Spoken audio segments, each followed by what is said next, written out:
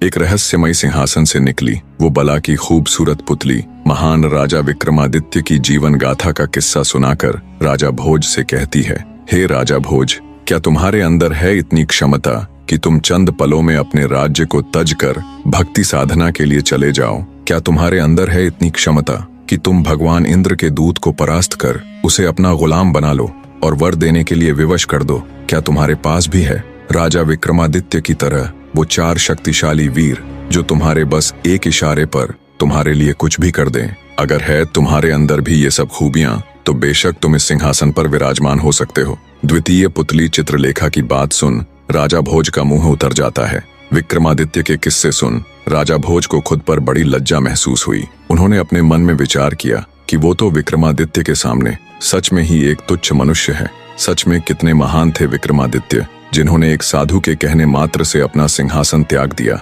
और राजकाज छोड़कर वर्षों जंगलों में रहकर तप किया। कितने शक्तिशाली थे वो, जिसने देवताओं के भेजे दूत को चंद पलों में अपने सामने झुकने पर मजबूर कर दिया। ये सभी विचार करते करते उन्होंने सोचा, पर अब तो विक्रमादित्य यहाँ नहीं है, अब तो उनका समय नहीं है। ये समय मेरा है और मुझे पूरा अधिकार है इस दिव्य सिंहासन पर विराजने का।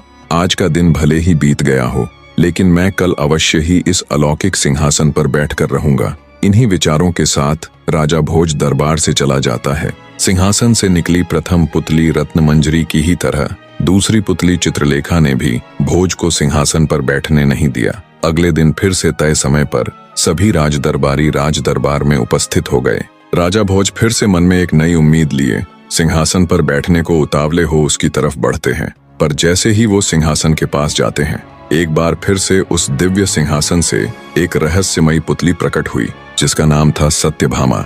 राजा भोज को सिंहासन की तरफ बढ़ता देख तीसरी पुतली सत्यभामा गरजती हुई बोली, रुकिए राजा भोज, इस सिंहासन पर बैठने से पहले ये तो जान लो कि क्या तुम इसके योग्य हो भी कि नहीं। जिस महान व्यक्ति का ये सिंहासन था, क्या तुम भी उसके जितने योग्य हो? पुतली की बात सुन राजा भोज के कदम एक बार फिर जहां के तहां रुक जाते हैं। सिंहासन से निकली तीसरी पुतली सत्यभामा अन्य पुतलियों की ही तरह राजा भोज को वीर विक्रमादित्य का किस्सा सुनाना प्रारंभ करती है। तो सुनो राजन।